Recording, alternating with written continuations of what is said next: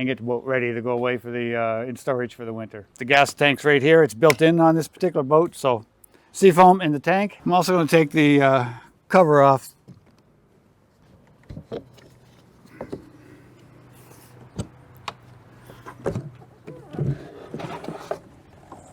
Okay. Oh, I see. Oh, you put there. Yeah, you have to get water to the engine anytime it runs. You can't even run it for 1 second without water running to it. Also want to mention, before you start it, make sure you got enough two-stroke oil in it. And this one here, it's got a half a tank, so we're good. I give the fuel ball a little prime. It's supposed to be a new primer. Doesn't seem to be working too well. We need something. Like... Okay, I'm gonna have to prime it more. I'm gonna have to put some fuel in this because it was fairly low. I can't get a prime on it. So that's a first for me. A vehicle or boat's brought in.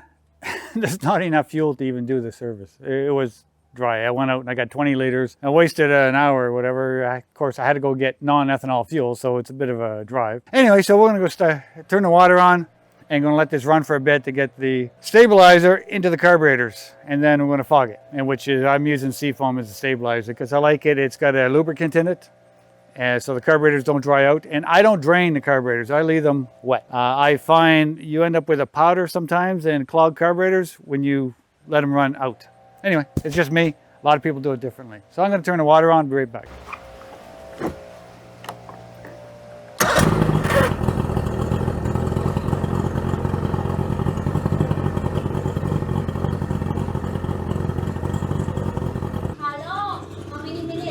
I'm just going to let it run for about 10 minutes or so just to get the fresh fuel with the stabilizer into the carburetors. Okay, so I ran it long enough to heat it up, get the fresh fuel into the carburetors. Now I'm going to fog it. I shut it down just so I can speak to you guys. But you don't have to take this whole thing off. In this particular Mariner, you just take this cover off and you take your fogging oil, which is here, and you're able to, I don't know, you can't see that with the carburetor, but I can see in each carburetor through here. So I'll just verify that the carburetor's one here, one there, and one down there, and I can actually reach them with the straw here.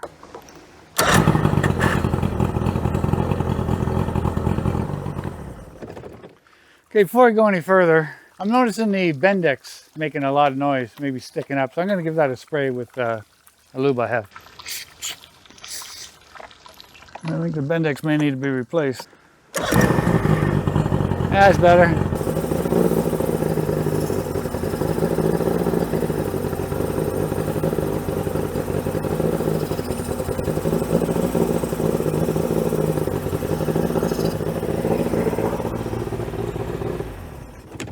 Cap back in, shut the water off, and I'll move it out of the sun into the garage and take the plugs out and put a bit of fogging oil down the spark plug holes and put a new set of plugs in for next year. So much light.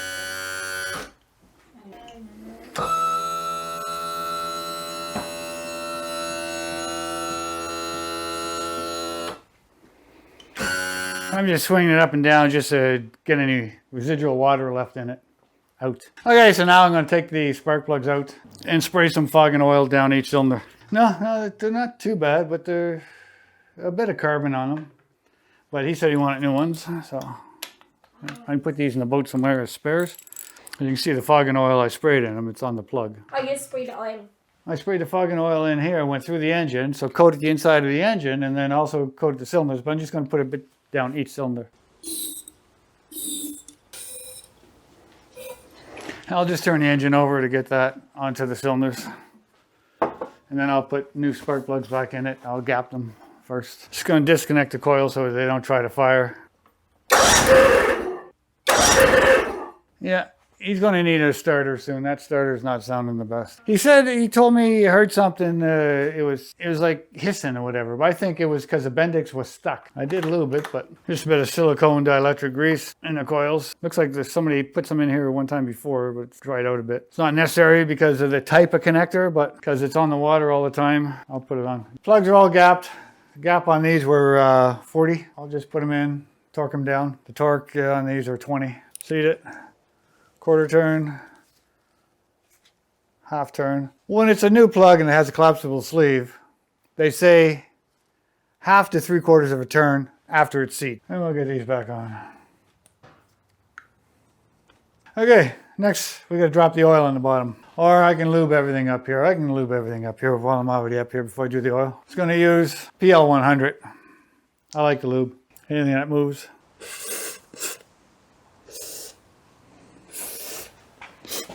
And I still have to grease all the grease points.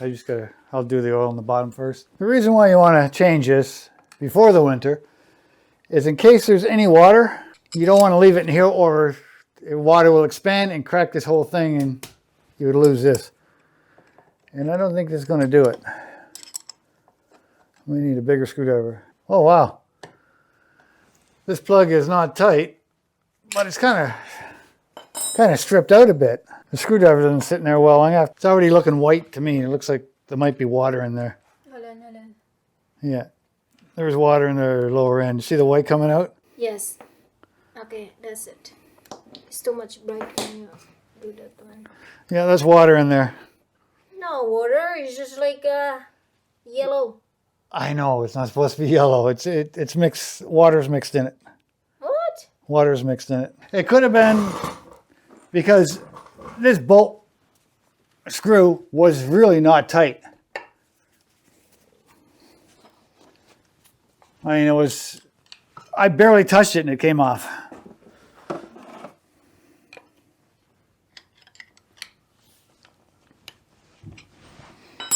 So we'll let that drain for a while. But that is a bad sign, extremely bad sign. What do you mean by water? It's supposed to be black. What? When water mixes with oil, that's the color it turns. Yeah, but the thing is, if you left that during the winter, enough water could have expanded this case and broke it, and you have to replace the entire foot instead of just taking it apart and put new seals in it. Okay, so let's take these seals out of here and clean them up and see what kind of shape they're in. So you're gonna let that drain for quite a while. Part of the problem could have been because of this it wasn't in there very tight, and that's been a small screwdriver like I just used to take it out was used on and off, and I just touched it and it came right out. I didn't have to put any pressure on it at all. So let's get rid of this gasket or see if it's even in there. It's going to shape this is in. Yeah, I'm going to take the two drains and put them away. I'm going to let that drain for a bit. Right now I'm just going to grease everything. So there's a grease nipple here. There's a couple of grease nipples over there. Okay. Oh yeah, he's just going to turn it back and forth just to get that lube everywhere. When I see water coming out of the steering, I definitely got to get that greased. Okay, let's get some more in there. Okay, now I'll go inside and get the steering. I need my ladder. You can see water coming out of here when I turn it back and forth, so. Is that the same grease that went in the car? I've got 4 different grease guns. Everyone has a different type of grease. Snowmobile grease. This one's marine grease. I got another one in the wheel bearing grease. Wait. Okay, so basically a winterization is what you see there, what I did. Grease everything, oil everything. Unfortunately, I'm going to have to let this sit overnight to drain. My guess on this is because the bottom drain was loose. You can actually move it with your, as soon as I put the screwdriver on, I noticed it going back and forth and it came right out. So my opinion, water went in there. I'm not going to suggest rip the whole thing apart in new seals. What I'm going to suggest is I'm going to drain as much as I can out, fill it back up. Next year, tell them to run it for a couple of weeks and check it. You just would basically have to pull it out of the water, take the bottom out and see if there's any water. If there's no water, put it back in, he's good. So the last person probably just didn't know any better and just put it as tight as he thought he can get it, and down the road it went. Put the cover back on, let this drain overnight, and then tomorrow I'm going to fill it up. I'll fill it up on camera. The battery I have to leave hooked up. Normally I would take the battery out and put it on a trickle charger over the winter. But he's got to take this up about 120 kilometers to put it in storage. So he'll take the battery out when he gets there. He needs a battery in to lift the engine when he drives it because he can't run it straight down or he'll hit it on the road. So when he transports it, he's got to tilt it up. So the battery has to stay hooked up. So we let this drain a few hours now. I'm not going to bother letting it overnight because I got to put it outside and I don't want, in case we get rain or I don't want to get anything in there. So I'm going to fill it up now. You screw the pump in the bottom. Okay. I'll just screw that into here. You just keep pumping until it comes out of there. That one is black. That's what it's supposed to look like, not white. That's fire. No, it's yellow. Oh, it's come out. It's green. Yeah. Yeah, that's what it's supposed to look like. Okay, after it comes out of the top, you put the top screw in. I already put the gaskets in there. And I grabbed a bigger screwdriver. That'll hold the suction. Are you gonna? Okay. Like, And then you unscrew the bottom one. And I already put the gasket on that one. And then quickly you put this one in. Okay, I'm going to get a better angle to get that screwed in. That's what happened last time. The guy didn't tighten it. His screwdriver wasn't good enough for it. It went through just under half a liter. Anyway, this screwdriver, it's actually also a snap-on, but it's got a that's a big screwdriver. wider blade to it. Okay, that's tight. Okay, that's tight. That's not going to leak. But somebody's going to need a decent screwdriver to take it out. So that's my winterization of a Mariner 50 horsepower, two-stroke. They're pretty much all the same. Like I say, the reason why, especially the gear oil has to be changed, in case you got a lot of water in there, water would expand and it costs you hundreds of dollars to replace it or fix it. This one here had water, but I'm pretty sure it was because the bottom drain was not improper. As soon as I put my screwdriver to it, I seen it moving and I seen the white all the way around it. So chance there, that's where the water got in. But I'm going to tell them to check it after a couple of weeks. It's going to have to pull it back out of the water. Anyway, I'm just going to put the cover back on this, get it ready, and he'll pick it up tomorrow. Anyway, if you like the video, appreciate a thumbs up, subscribe, and hit the bell. Thanks for watching my channel. Bye for now.